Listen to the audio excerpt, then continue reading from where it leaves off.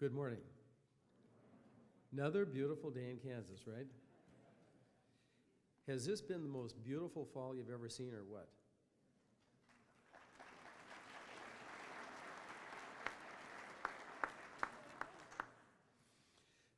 Well, welcome to the 123rd Landon Lecture on Public Affairs. Before I introduce some of the people up here, there are some people out on the audience that I would like you to meet. We have several regents from the state Kansas Board of Regents here, and we're delighted to have them here. And let me introduce them this way. Regent Janice DeBoge. Janice, there she is right there. Thank you for coming. Regent Florence Jean Hampton. Thank you, Florence Jean. Regent Lou Ferguson.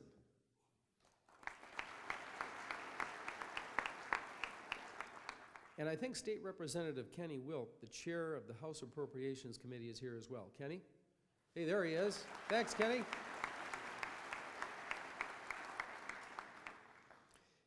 Well, the Landon Lectures were begun in 1966 by the late Governor Alf Landon and the late K-State President James McCain.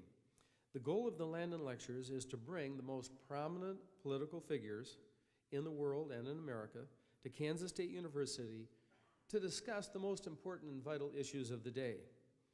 We are very pleased and honored to welcome Dr. David Gergen to the Landon podium to join 122 predecessors in bringing their thoughts and opinions on the most important issues of the day.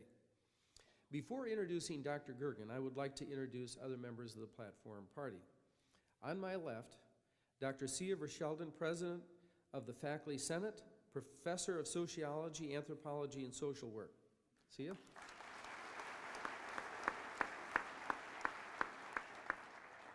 Kyle Barker, a senior in political science and journalism and student body president. Kyle? On my right, the chairman of the Landon Patrons, Edward Seaton, editor and chief publisher of the Manhattan Mercury. Next to him, Dr. Charles Reagan, associate to the president, chairman of the Landon Lecture Series. Chuck? Well, for over a generation now, David Gergen has been an active participant in American national life. He has been a commentator, editor, teacher, public servant, author, and advisor to more than one president.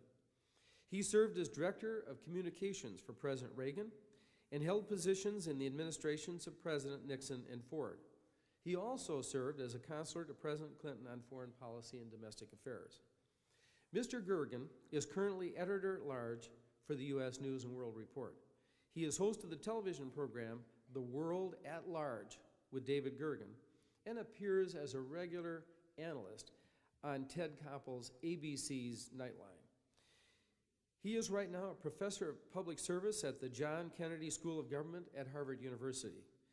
His highly acclaimed book, Eyewitness to Power, The Essence of Leadership, Nixon to Clinton, has just been published. It's just out. You can get it in the bookstore. It is fascinating. No, entertaining. Very entertaining, David. Very entertaining. For a number of years, David Gergen teamed up with Mark Fields for political commentary on Friday evenings for the McNeil-Lehrer NewsHour. Well, David's a native of Durham, North Carolina, and an honors graduate of Yale University and the Harvard Law School. He served for 3.5 years in the U.S. Navy. We are extremely pleased when Mr. Gergen accepted our invitation to give a Landon lecture this past July. We are even more pleased that he will be here in the aftermath of the September 11th, 2001 tragic events to give his perspective on the U.S. presidency and the use of power in difficult times. Please help me welcome Mr. David Gergen to the Landon podium. David? You did a great job. I know it. Thank you very much.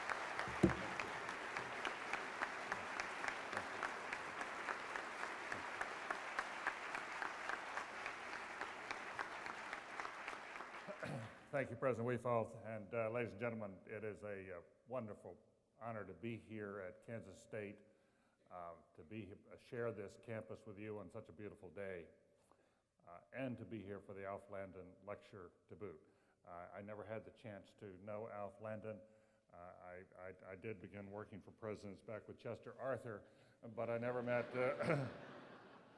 I never had the chance to meet Alf Landon, but I have had the pleasure and privilege of knowing Nancy Cassabaum, now Nancy Cassabaum Baker, for a good number of years, and having dinner with her and her husband Howard, and to see the love between this couple, and it's not only their electricity and their relationship, but how much each one of them loves their native state and how they talk. It's a good thing that Kansas State does not play Tennessee out on a football field. It would be a problem. Play 'em last year. You did, and you beat them, right? Okay, yeah, okay. Yeah. And I know you beat KU. How many years running? 9 in a row. Yeah, well, between Kansas State and the Yankees, we're all very happy fans here this morning. John, you were altogether too generous in your introduction. They're not always that way, I must say. Sarah, I had a fellow introduce me not long ago and said, "Ladies and gentlemen, our next speaker worked in the White House for President Nixon, President Ford, President Reagan, and then, if you can believe it, for President Clinton." He said, "Ladies and gentlemen, I give you the newest member of the world's oldest profession."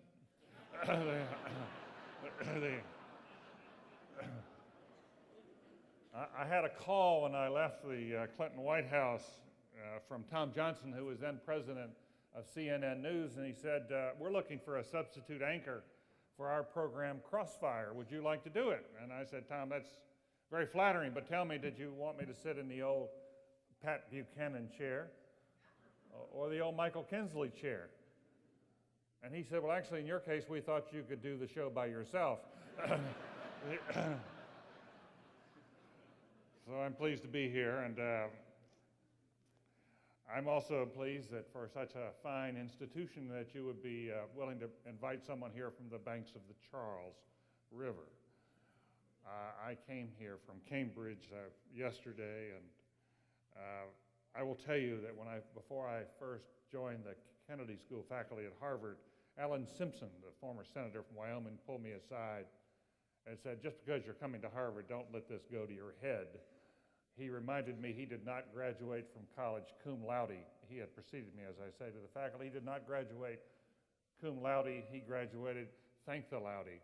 And he told me a story about a fellow out in his part of the world who was out on his ranch one day out in the Rocky Mountains, and a young fellow drove up in a pickup truck and jumped out and said, "Old timer, if I tell you how many sheep you have here on this ranch, will you give me one?"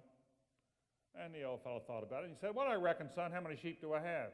"You have 972. "Son, I don't know how you ever knew how to count all that, but you're absolutely right. I have 972. You're entitled to one of my sheep. You go right ahead and take one." The young man went over and picked up an animal and put it in the back of his pickup truck and started to drive off. Farmer yelled out, "Hey, wait a minute, young man, I've got a question for you." "Well, what's that, old timer?" "Young man, if I tell you where you went to college, can I have my animal back?" "Well, fair's fair. Where'd I go to school?" "You went to Harvard, didn't you?"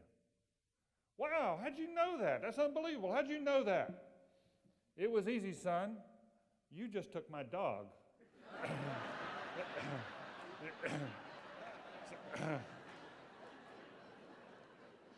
So it takes all types. Mr. Seaton over here now, he joins with me in this tie to Cambridge. Now, you don't ask him about sheep out there. He can put out a great newspaper. Don't ask him about the sheep. Right? I had a chance to fly here last night with Chuck Reagan, who came,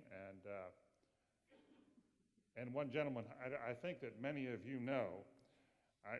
There are pickets out here, and I wasn't sure if they were for him or for me. But Barry Flinchbaugh is here, and we had a chance to talk. And Barry told me that there was a time when he organized people to come here, and he had a fellow named Abba Eben from Israel who was here. And when Eben got up to the podium, he pulled out a sheet of paper and gave his lecture, the Landon lecture. And as it was coming toward an end, Barry looked up there and saw that the sheet of paper was absolutely blank. And he asked him afterwards, he said, "What was going on there? Why'd you pull that sheet of paper out?" And even said, well, you know, if you come to give the Landon lecture and you appear without notes, people think you're winging it. But if I write it down on a piece of paper, it disrupts my train of thought. So I brought a book. I have a book called A University Renaissance. It's John Weefall's Presidency at Kansas State by Robert Shoup, and I'm going to come back to it in a moment because I think you ought to read this book. And there's some lessons here that are relevant to what I want to talk about this morning. Now, had we gathered before September 11th, I might have used that opportunity to look back upon the presidents I have been privileged to serve and try to reflect on the lessons that I learned about leadership from them, something which I tried to capture in my own book. And there's some interesting parallels between our two works. But given where we are, it seems to me that it's particularly important that we talk here today about where we are as a nation and where we're heading. Barry said he has a class of about 100 students, and people really do want to talk about what's been happening in this country and what it represents for the years ahead. Now, it's pretty clear we do not know what the future holds. We are in a time of enormous uncertainty. This is an extraordinarily complex set of issues that we as a people and the President of the United States now face as we look ahead. Because we have intertwined here not only a war overseas, but the threats, the assaults here at home, and now an economy that's reeling. And how all of those sort of play out together, I'm not sure anybody yet knows, and it would be foolish to predict. What is important at this time is that we understand what we already know since the 11th of September. And that's what I'd like to address for a few moments, and then I'll be glad to take whatever questions, thoughts, comments, brickbats that you wish to offer. I think we have learned at least three major lessons since September 11th. One is we have learned anew about the character of America and of Americans. Before September 11th, there was a lot of chatter, in Britain they call them among the chattering classes, about the degree to which Americans seem to be living separate, isolated lives, how little care there seemed to be for community, how we were becoming perhaps more selfish, more individualistic, that our individualism, which has been a great strength of this country, had become excessive, and that we were falling back from community. And what's been so interesting in the hours and days since September 11th, since those attacks, is how rapidly we snapped back into character, and that you see the traditional American character now coming to the fore again. When Alexis de Tocqueville came to these shores in the 1830s and wrote what I think many of us continue to believe is the finest work of political science about America that's ever been written, Democracy in America, he commented upon what distinguished Americans from so many in Europe was how if a farmer was out on the prairie somewhere out on the plains and his barn burned down, how all of the neighbors came the next day to help rebuild the barn. That people cared for each other, and we exercised our freedom through free association, by joining up with each other when troubled times hit and coming to each other's aid. And that is just what has happened in the hours since September 11th. If you have the opportunity to go into New York City, it's remarkable to talk to people about how much of a sense of community has returned to New York. The streets are filled there with pictures of people who were lost and small services that are being held, especially in lower part of New York. And there's a civility there that we have not seen for a long time, but people really have cared for each other. Companies have been donating. $100 million came in within the first 48 hours. People were lined up to give blood. All over America, people joined to see what they could do to help. I had the opportunity to hear President Clinton come to New Haven recently for the tercentennial celebration at Yale. And he spoke about his experience going to one of the centers in New York City where the victims' families were coming for consolation and bereavement counseling and the like. And he walked in, and a man came up to him and said, we have seen each other before. We last saw each other in Oklahoma City. And the president said, well, tell me about that. And the fellow said, I'm from Oklahoma City. And my wife was in that building that was blown up there. And after she died, I found I was very lonely. I had almost no one to speak to. And you came out here and you consoled me, but I was extraordinarily lonely. And when I saw those planes fly into the World Trade Center buildings and understood the magnitude of what was happening, that afternoon I got in my car and I drove from Oklahoma City here to New York so that I could be here, so that other people would not be as lonely as I would. I could be here for them to talk to. Now that's the spirit of what we are all about as a people. And that spirit has captured once again the heart of the nation. I'm reminded that not far from here, Dwight Eisenhower found his roots and grew up from here. And Dwight Eisenhower had this sense, Mr. Seaton's uncle was in his cabinet. Dwight Eisenhower had a sense about America, one of his favorite stories about who we are as a people. He went back to the early days of the country. And he said, you know, most of the time people live individual lives in America. And we go about our day and we try to earn a living for our family. We try to keep bread on the table. We try to keep things moving in the family, and we think about ourselves first and our community second. But the tradition of the country was that when people had to form a wagon train to go across the country, a lot of people dropped what they were doing and they signed up for the wagon train. And then they became part of a team. And they became part of something larger than themselves. And they had this team spirit. And they formed these wagon trains that went up over the Appalachians and then out across the prairies, up over the great mountains in the west. And then when they got to California, everybody went to the beach.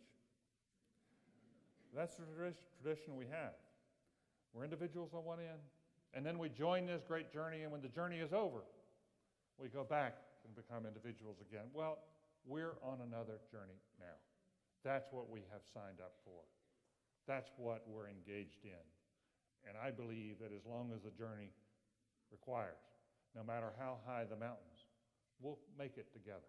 We'll stick together. And that's what I think the first lesson is that we've learned out of these last few weeks.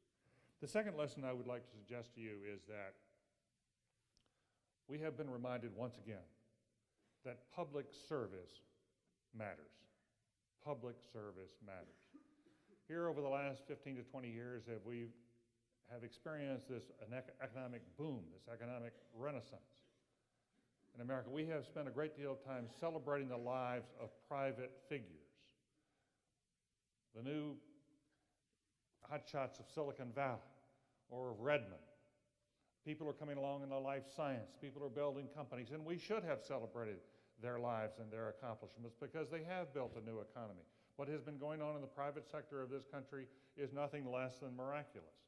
And we have built fortunes and prospects for the future that stretch far beyond anything we could have imagined before. And our very success is one of the reasons why so many others around the world are resentful and why it's easy for a hatred of America to boil up because we're so far ahead. We have this incredible power.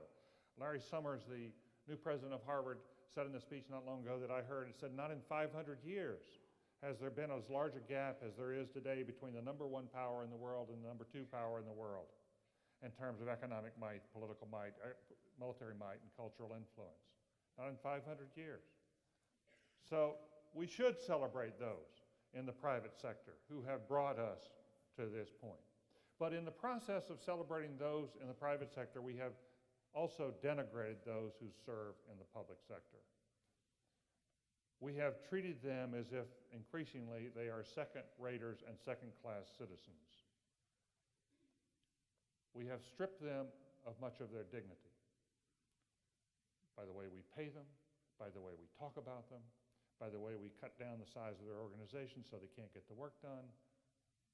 And now, when trouble hits, we have seen how much we depend upon people in public life, public service. and how often the faces of public servants are those of average working people, blue-collar people, who are so critical to keeping this new economy going. We need people in very traditional jobs doing very important services. And it's important that we honor them once again. The pictures we have not seen on television are perhaps some of the most important pictures of what happened on September 11th. In those buildings, when those planes hit, there were thousands of people working in those buildings, and of course, every one of us, just as they did, your first instinct is to get down those stairs and get out of trouble. And people came rushing down those stairs. The picture we will never see is of those people streaming down the stairs, and at the same time, there were some people going up those stairs toward those infernos. And they were firemen and policemen and chaplains and others who were trying to save Americans and people from all over the world who were up in those towers. I just heard the story the other day of a fireman who got up. There's a mass being said for him this weekend at St. Patrick's Cathedral. And he got up to the 40th floor in the second tower. They knew the first tower had collapsed. And his buddy said, "Let's get out of here. We need to go." And he said, "I think I can find some more people. I think I can save some more people." And of course, he lost his life. Now, we've talked a lot about the importance of money in our society and how we celebrate how much people make. Those firemen and policemen did not do that. They did not put their lives on the line because of how much money they were being paid. They put their lives on the line because they had a sense of mission. They cared about others, and that's the spirit of public service. It's also important to remember the public school teachers who were so close by. You know, there were 8,000 children within a few blocks of the World Trade Centers that morning. Many of them had parents in those buildings. All 8,000 of those children were evacuated safely without major injury because of the public school teachers who were there for them. There's a public school called PS 232. It's about 2 blocks away from one of those towers. 8- and 9-year-old students in that school.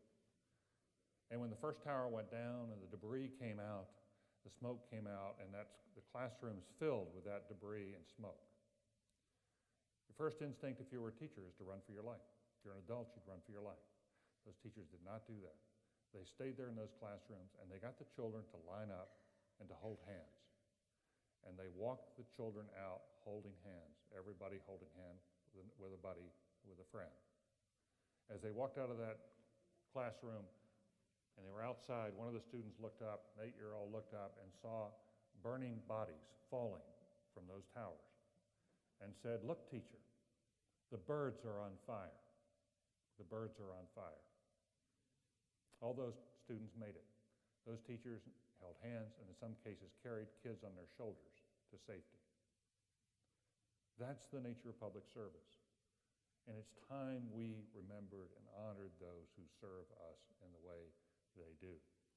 I say this with particular reference now to those of you who are young and thinking about what you may do with your lives in the years ahead. Partly because we are now facing a crisis in many parts of public service. At the federal government level, many people came and signed up for government service back in the 60s. It was a time many thought of idealism. Many people wanted to come in. They heard the call to service. They came in. That generation is now retiring. Senior executives in the federal government, senior executives, 70% are within 5 years of early retirement. The overall civil service, federal level, over 50% are within 5 years of early retirement. We have tons and tons of people about to go out one end of the pipeline, and we have not been able to attract good people in to the front end of the pipeline. I'm privileged to teach at the Kennedy School of Government. We teach master's students. They come out with degrees in public policy, public administration.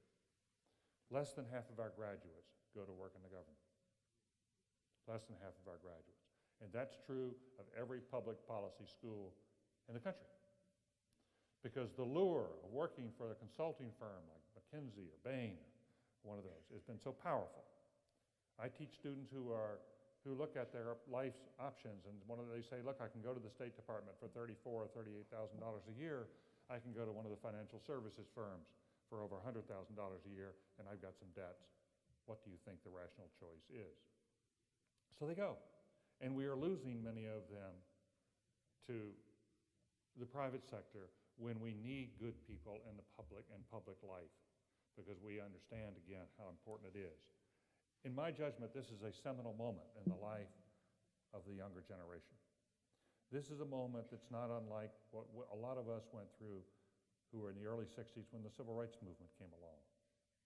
And we understood this was a seminal moment in our lives about whether you signed up or did not. It's not unlike what happened back in the early 1940s when America was attacked at Pearl Harbor, and so many went and signed up as they did. George Bush Sr. left the day after graduation from his high school, his prep school.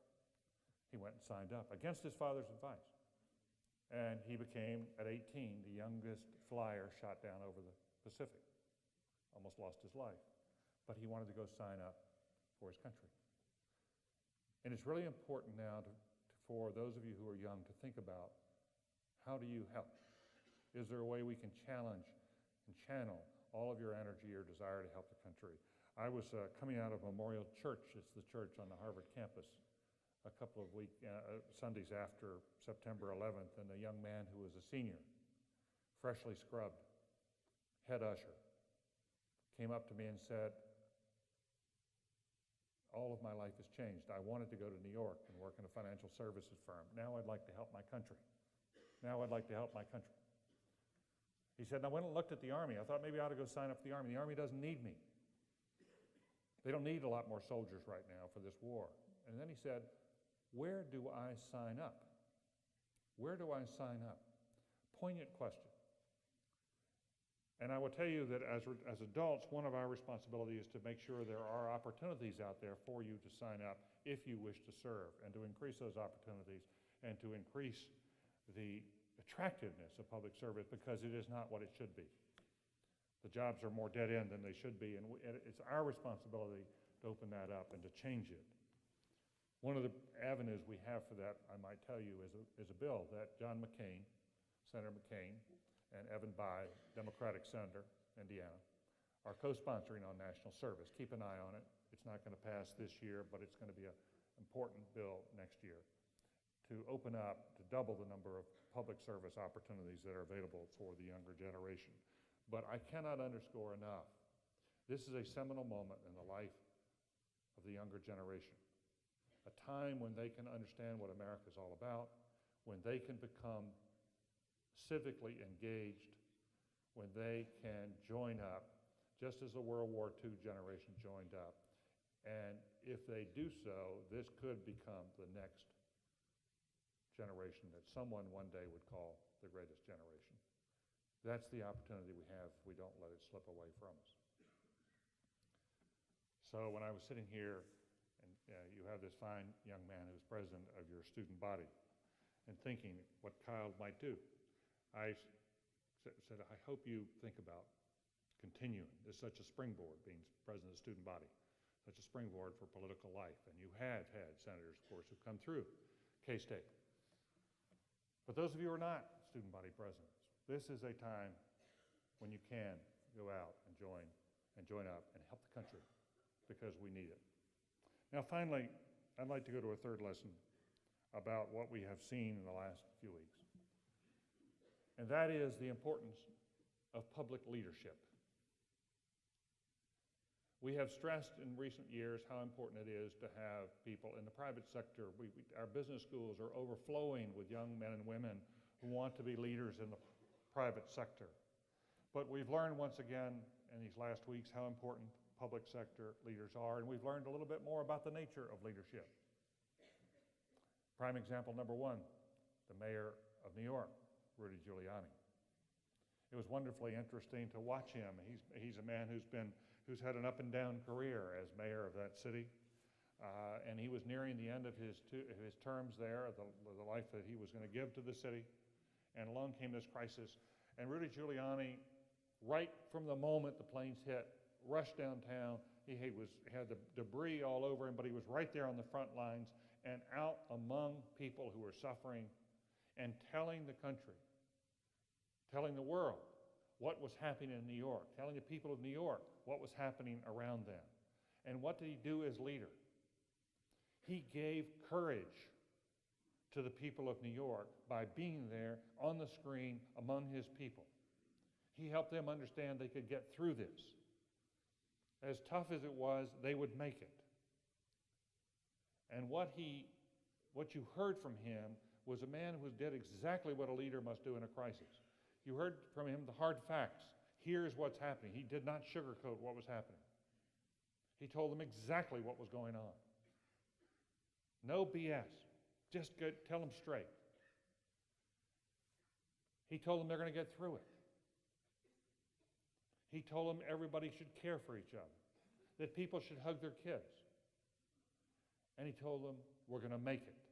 He gave not only a voice of caring, as a leader must do in a crisis, but he gave a voice of defiance against those who had struck. And that's the voice of New York. He gave voice to his people. And he was so classically a New Yorker. Everything about him was just about like New York. It's like those guys standing up in the 2 outs in the 9th inning, 2 nights in a row. 2 nights in a row. Unbelievable. And smacking the ball out of the park in the bottom of the 9th with 2 outs. And hanging in there and winning. That's what the spirit of New York is all about, and he gave voice to it. Now, one of the secrets that you learn about why he was able to do that, there are 2 that I think are worth mentioning this morning. One is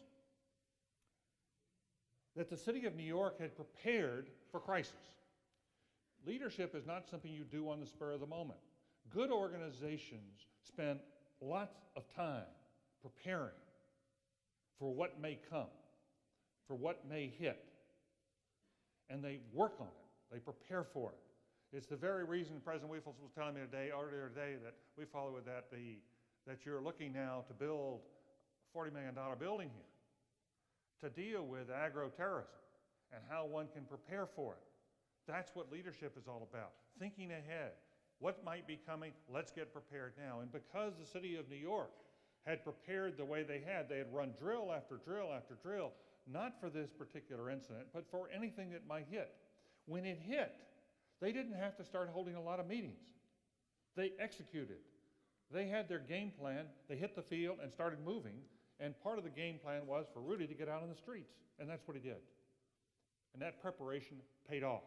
I will tell you, I talked to Governor Pataki after this and said, how about you and your leadership? Because he was such a fine leader. And he said, I can't tell you how much of a difference it made because we had prepared.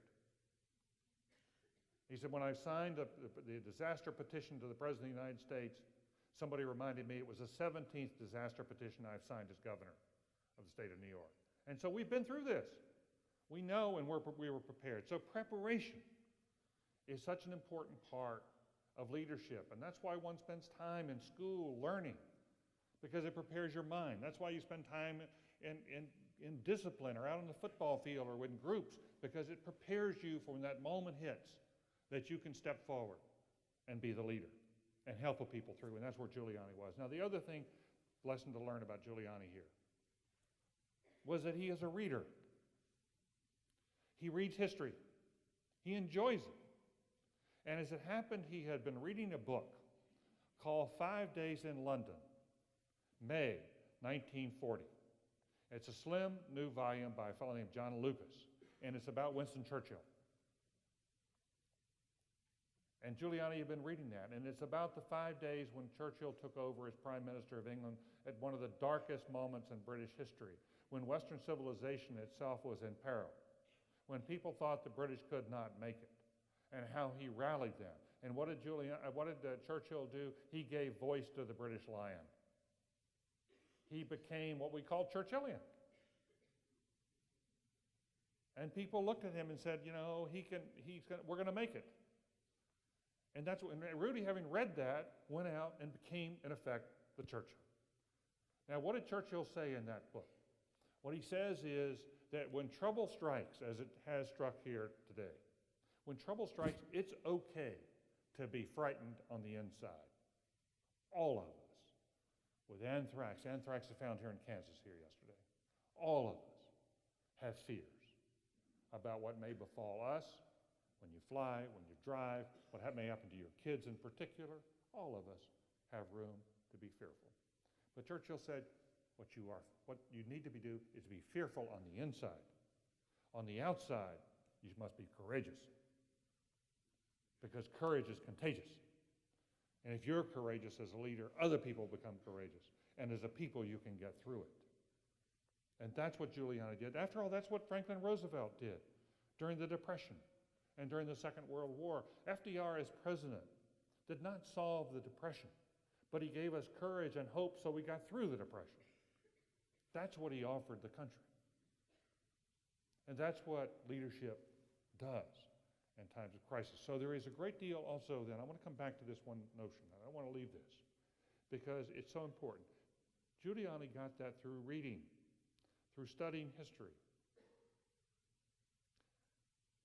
Barry and I met at the Truman Library this summer. And while I was there, I had a chance to look through some of Truman's papers.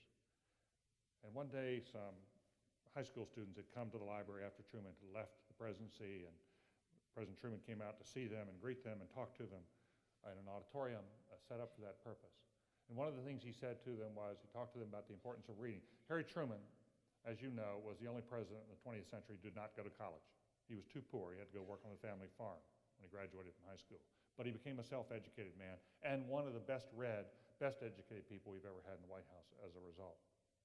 And he said to those students, as Harry Truman to the students, he said, not all readers are leaders, but all leaders are readers. Important understanding.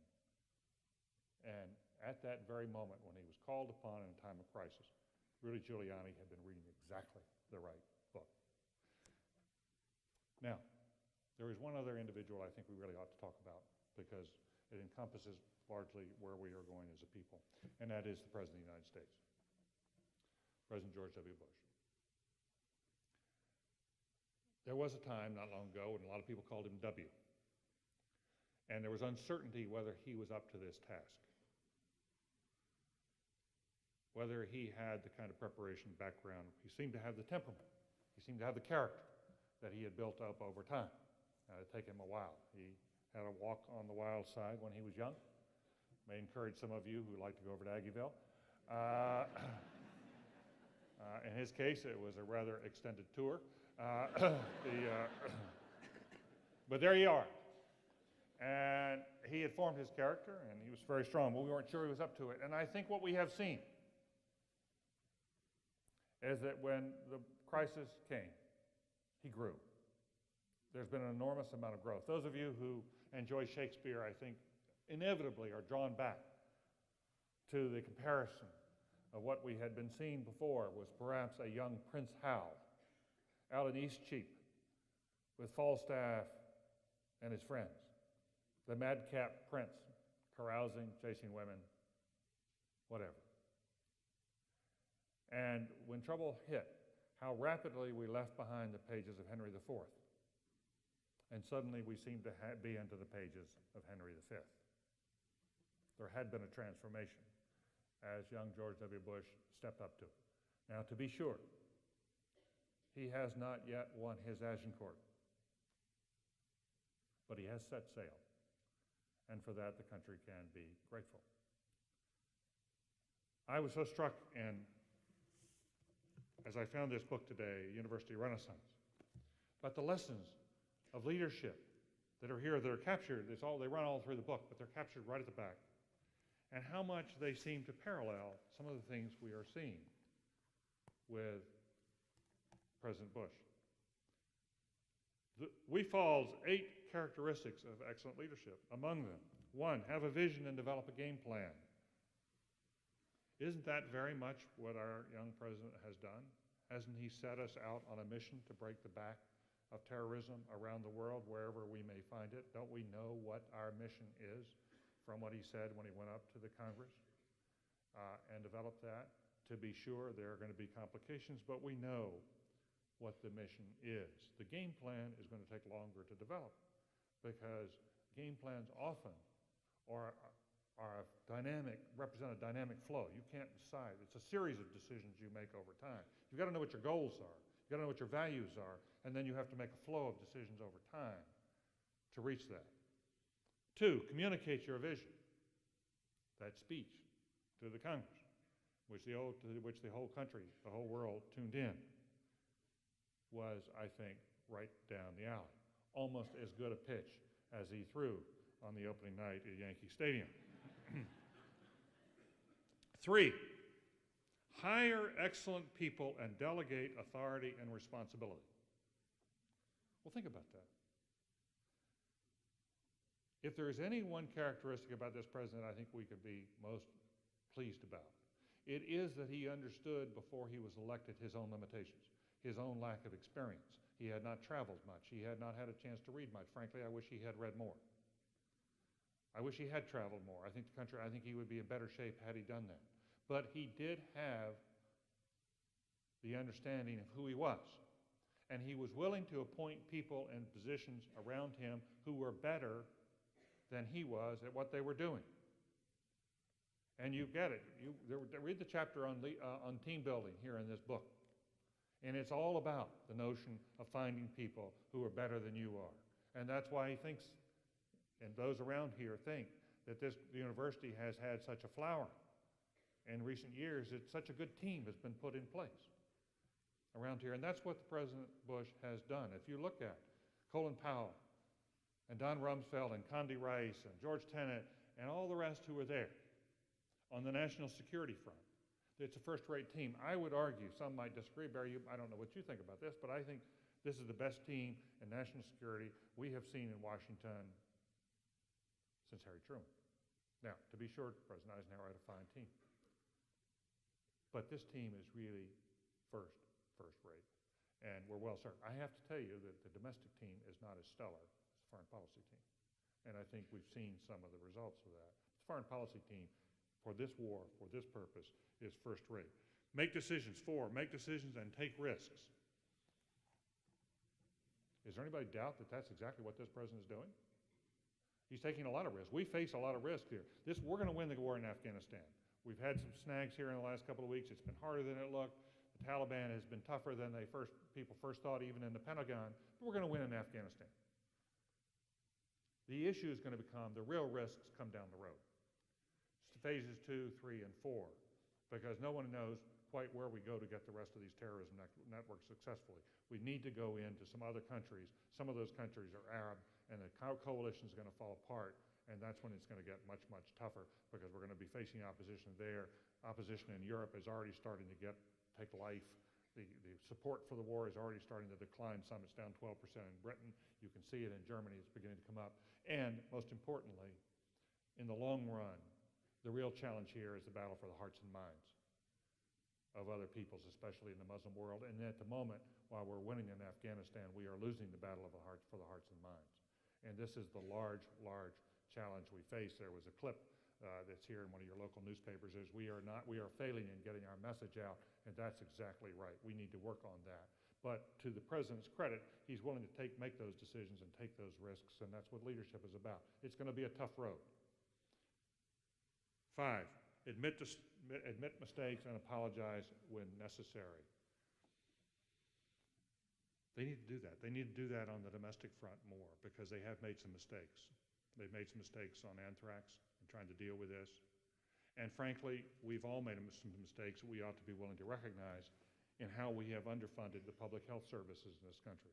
We used to have the finest public health services in the world, and we could deal with every epidemic, as we did successfully.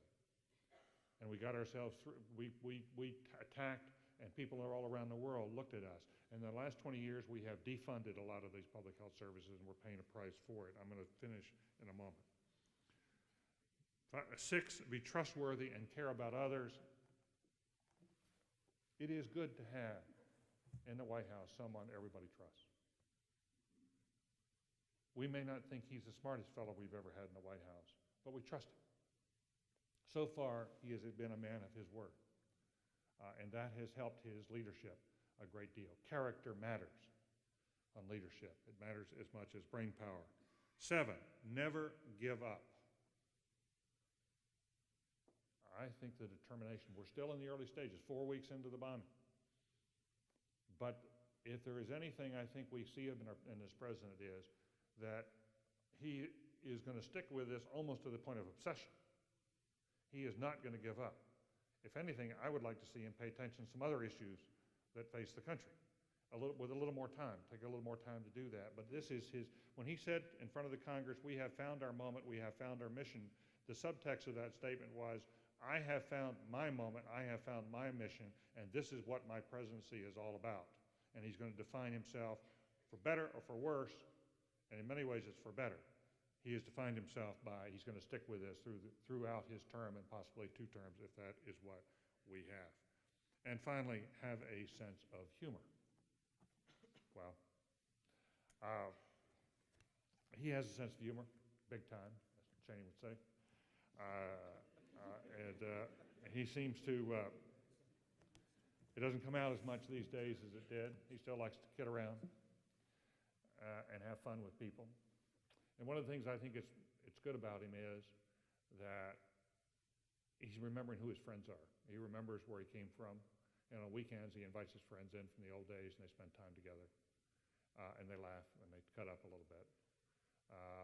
He's had a lot of sense of humor in the past, and I think it's still there.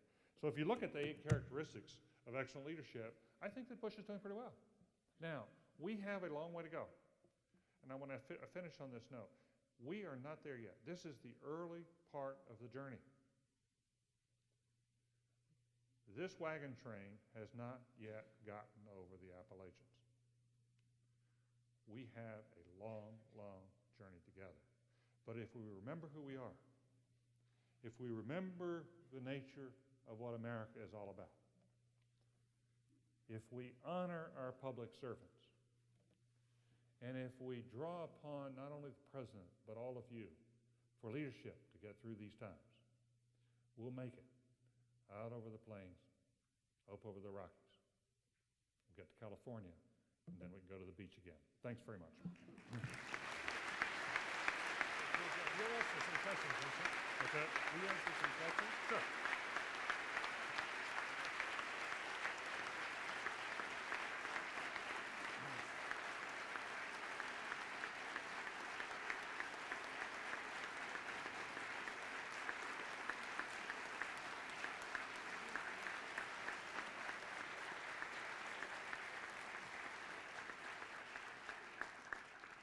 Thank you very much, David, for an excellent Landon lecture presentation. Now, if you have some questions, if either you would go to your right over here, we have microphones, or to your left over here. David said he would be very happy and honored to answer several of your questions. Students have to go to class, I guess. They do. And we certainly agree with that. Yeah, well, don't worry about leaving. I've cleared much bigger halls than this. Okay, here's one over here. Okay, go ahead. Yes, I was just curious about your perception of the leadership of the House of Representatives right now. I mean, everything since like September 11th has been surrounded with an air of urgency and importance. And then, so like the 2 big things that are happening there is like the economic stimulation package, which, you know, once again has a perception of, you know, helping out the mega corporations and the extremely rich. And then also with the airline security, where instead of having, you know, keeping the debate focused on what is the absolute best way to make our airport secure, I mean, you had Dick Armey coming out saying that he didn't want, you know, 30,000 new federalized people that are going to join the unions and vote Democratic. Yes. Well, there are times when the Republicans in the House of Representatives act with great wisdom and with a care toward the country's long-term future and in a bipartisan way. And there are times when they don't. And on the 2 examples you cite, I find myself in disagreement with friends in the Republican side in the House on both those issues. In particular, on the tax cut, on the stimulus package, I think it's important we have a stimulus package, and some of which is going to need to involve some spending, and some of which ought to involve tax cuts. But I think it's extremely important at a time that we not direct all of these tax cuts to corporations and upper income individuals. How can we, in the face of the firemen and policemen and teachers and others who are now going to be unemployed in this economic downturn, how can we say that most of the benefits of a tax cut ought to go to those at the top? I just think that that's wrong. So I would hope that they would come into agreement with the Senate and try to work this out in a way that is more even-handed. I understand that who pays taxes and the rest. But this is a time when we are in economic stress. And the people who are most stressed are not those of us who are privileged. There are others who are losing their jobs, who are living on the edge. And this is at a time when we've been reminded of just how many of those people matter in the way that society operates. Now, on the second issue of federal security at the airports, as someone who flies a great deal, I cannot tell you how strongly I feel, and I believe many other people who are federal marshals who work at these airports feel, that it's essential that we have people who work in these airports who are well-trained, well-qualified, and well-paid. And what we face now is a workforce in these airports that is none of those. Federal marshal at Logan Airport, a young man, burly fellow, a heck of a nice guy. He's like I think he's one of these people who protects us. He's conservative on a lot of issues. He said, I talked to him, had a long talk with him at Logan the other day, and he said, you know, I've been talking to the people who check bags here, and for most of them it would be a step up to be offered a job at Burger King, a step up. The turnover among those people is 150% a year. 150% a year. Most of them stay on the job 2, 3, 4 months at a time.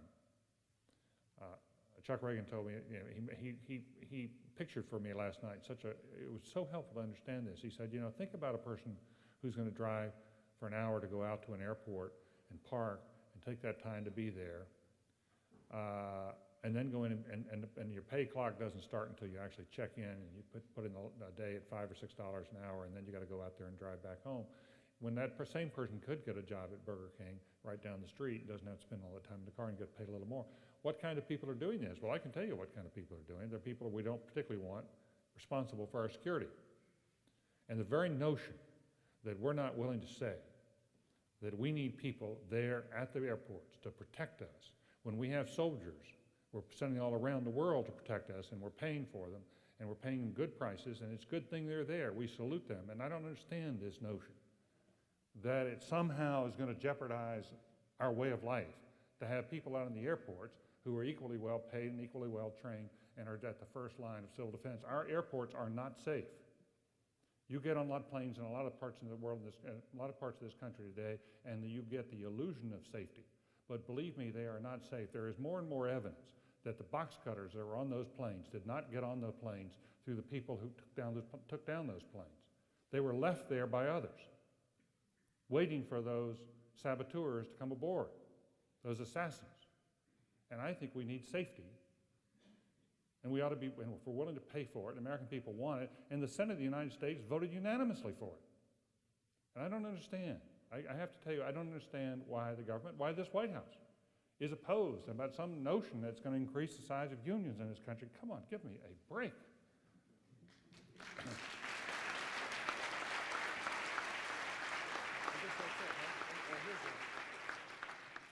Questions if you have time. Oh, no, go ahead. You spoke about winning the hearts and minds of Europeans, or the general loss of these hearts and minds in Europe. I wonder if you could comment on a general, or perhaps a loss of hearts and minds of Americans. Do you anticipate there be declining support for the war over time, or do you not see this as a significant issue among the American people? I think the American people will generally be they will stick with this as long as they feel the government has a mission clearly in mind, as we talked about earlier, and it's proceeding on that mission in a way that shows competence and determination. After Pearl Harbor in 1941, 1942, as some of you will remember, some of you are veterans. You remember we had a really rough year. 1942 was a very, very rough year. And the American people stuck with it because they had trust in the government, they had faith in the government, and they had faith in the military, and we got through it. And it was a long war. And for a while it was very dark. It was not unlike what happened in the Civil War. The Civil War prospects were very, very dark for a long time. Not unlike what happened in the Revolutionary War, when Washington lost 6 out of 8 battles. You know, it was a war of attrition. It was Britain's war of Vietnam. But we won, and people stuck together. I think we'll stick together as long as the government shows competence and its determination. I think we will stick on this. Now, I have to tell you that competence extends to not only how it prosecutes the war, but how it deals with the prospects of terrorism here at home. And if the government seems underprepared and clumsy, stumbling around, and we hit a second terrorist attack and we're not prepared for it, I think the government will pay a large price in the level of confidence that people have in it. For that reason, I'm very much enamored with what Sam Nunn, former senator, has been espousing, and that is that we need a Manhattan Project. Not to name it right after Kansas, a special little place here in Kansas in the hearts of all of you, but it would be a great place to put it. And I'm sure that your president will come up with another $40 million building to house it, but nonetheless, we need a Manhattan Project. It's bringing and mobilizing the best minds in the country as rapidly as we can with a sense of urgency to deal with the potential threats that are out there from smallpox and nuclear explosives and all the rest. This past summer, I was involved in a war game called Dark Winter. It was something run by the military. We did it over at Andrews Air Force Base, and it was a simulation of a war game.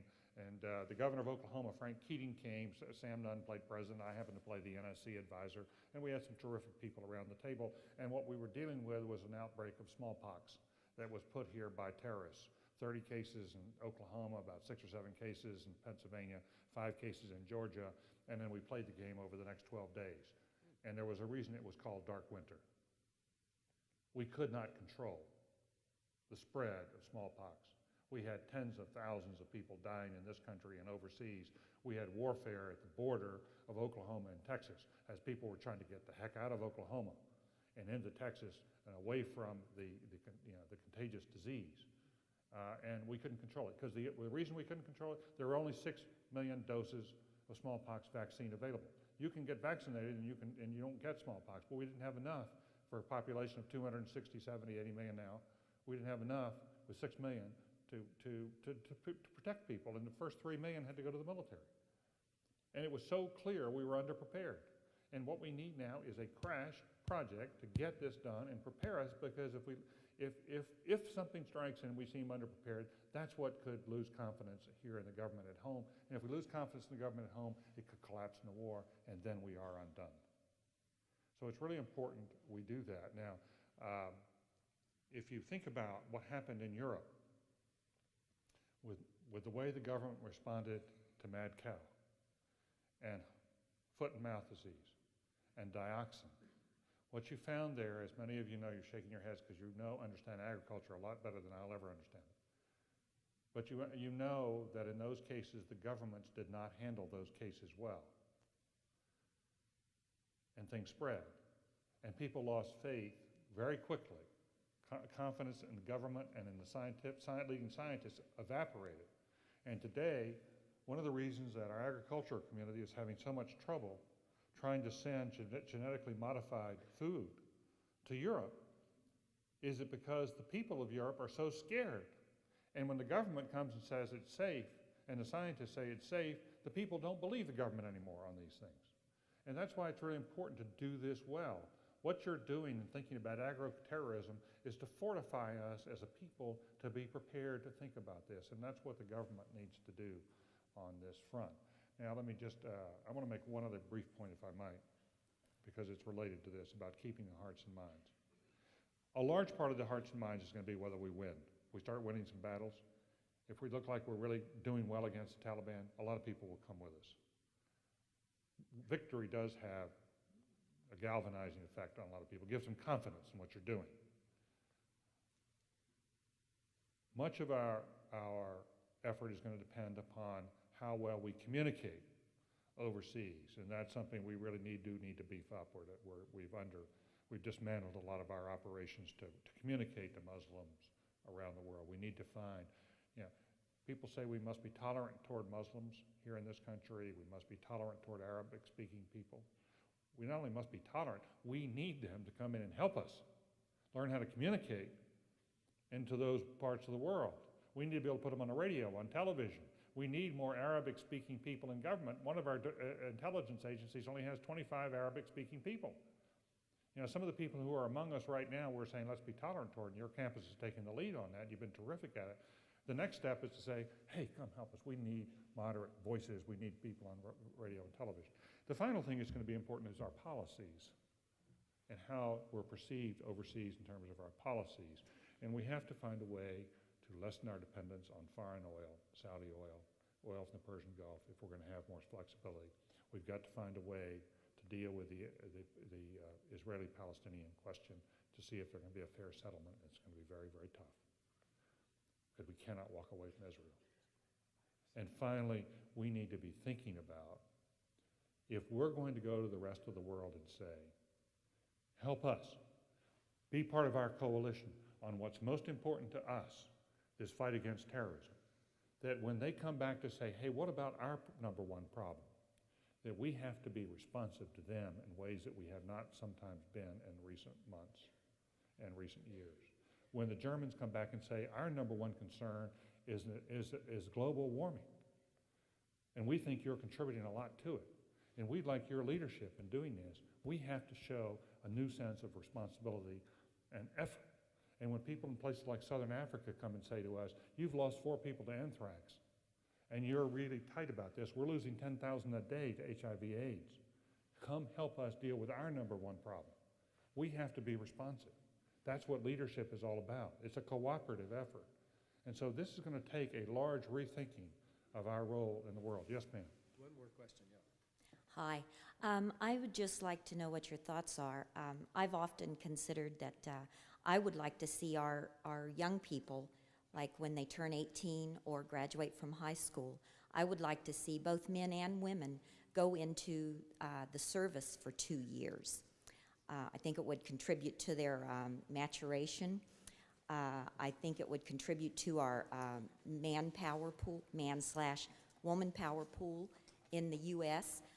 We could train them all so that if we needed the military troops to call up, they would be available, and they could be used in all sorts of areas of life, community service as well as military service. And I think it would give them all an opportunity to give a little bit back to the United States and to our country, and give them a little more respect for the people who choose to serve in the military or in community services.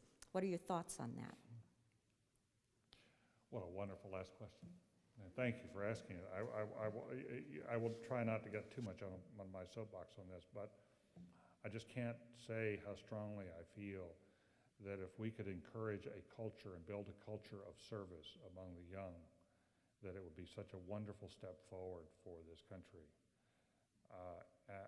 I personally would be willing to look at mandatory service. I'm very interested in the fact that Bill Buckley has been in favor of mandatory service for a long time as a conservative.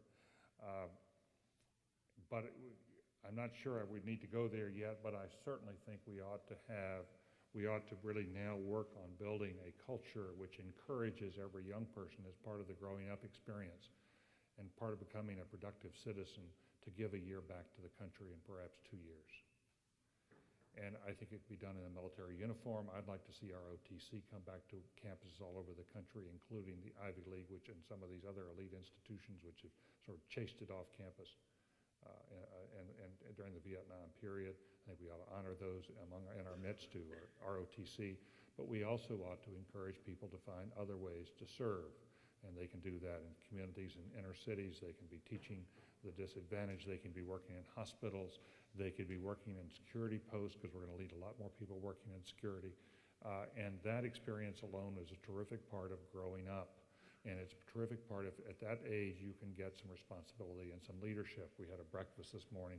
We were talking about how is it that you could have Harry Truman and Dwight Eisenhower grow up, and so, so close here to Manhattan. And the argument was, well, they were growing up in smaller communities where they had a chance to take responsibility early in life. They had a chance to take leadership positions early in life, and the values of the communities were good. They had good parenting. And we need to restore that sense of people having positions of leadership when they're young, having positions of authority and responsibility. Service. I had lunch this week with some of the people in a group called City Year. It's a marvelous, marvelous program. And one of the young people there, it's a program young people work in inner cities for a year at a time. And they said, one of the people said to me, one of the reasons this works is because we take young people seriously. We believe that they can make a huge difference in the world. And we try to mobilize them and give them that opportunity, and they rise to that challenge. And people, you will find, it will not only transform the country if we have a real culture of service, it will transform the people involved who provide that service. That's what that World War II generation was all about. That's why it became such a terrific generation, because people served, and they understood the service, and they came back from the war, and they wanted to rebuild the country. They became the civic generation. Teach for America is a program that a young woman named Wendy Kopp started when she was at Princeton as a senior. She wrote her senior paper about it. I had lunch with her not long ago, and she said, people come and teach in inner city schools for a year or 2 years in my program, and when they leave, 2/3 of them remain engaged in public education. Many of them stay as public school teachers. Others go off and serve in school boards. They remain committed to public education. And I think what we will find is that if our young people can be inspired, if we, the adults, can help to open up the opportunities, but they themselves can be inspired and draw on something in themselves, it will transform this generation. And it will do wonderful things for this country for the next 30 or 40 years. We will feel the effects if they can now be inspired to come forward. I'll just close on this thought and what this is ultimately all about. It's one of the favorite stories Colin Powell has from his days as head of the Joint Chiefs of Staff when he was in military uniform, and it came on the eve of the Persian Gulf War when American soldiers were poised going into Kuwait the next morning. And there were many people who thought they were walking into the jaws of death because the Iraqi army had been, its capability had been exaggerated. But there were many who honestly thought they were going to go into the jaws of death, and there were church bells tolling here, as you'll recall. There were church services just before the combat started. And on that evening before, Sam Donaldson from ABC, the irrepressible Sam Donaldson, the certifiably insane Sam Donaldson, and the wonderful journalist Sam Donaldson, because that's exactly what he is. And I know you've had Koki here as part of your Landon lecture series. Sam Donaldson took a camera into one of the American the camps, and he went around and interviewed the GIs on the eve before battle. And he went up to one young black soldier and said, "Are you scared?" And the fellow said, "I'm not scared, Sam." Sam said, "Well, why aren't you scared?" And the soldier said, "Look at here, Sam." And he pointed around to the clumps of soldiers, the GIs around him. There were groups of white over here talking. There were some Hispanics here. And he was standing there with his black buddies. And he pointed all around. He said, "Look at here, Sam. Right here, we're all one family. We're all one family." That's the spirit we need to recreate. And September 11th gives us the inspiration to do that. Thank you very much. Thanks. Great job. Outstanding. Really. Thanks a lot.